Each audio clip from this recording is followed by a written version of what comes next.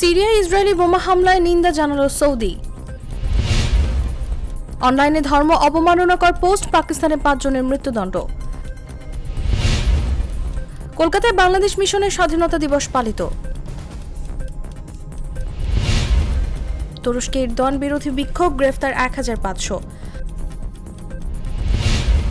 ফরাসি ঔপনিবেশিক শাসনকে অপরাধ স্বীকৃতি দিচ্ছে আলজেরিয়া। দক্ষিণ কোরিয়ার দাবানলে নিহত 18, সর্বোচ্চ সতর্কতা জারি।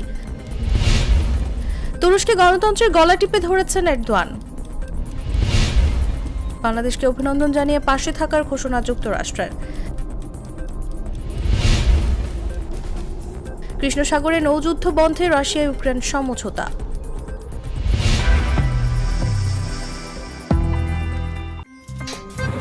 আমার একটা স্মার্ট সিদ্ধান্তে 25% গ্যাসের খরচ কমেছে। ভাবছেন কিভাবে?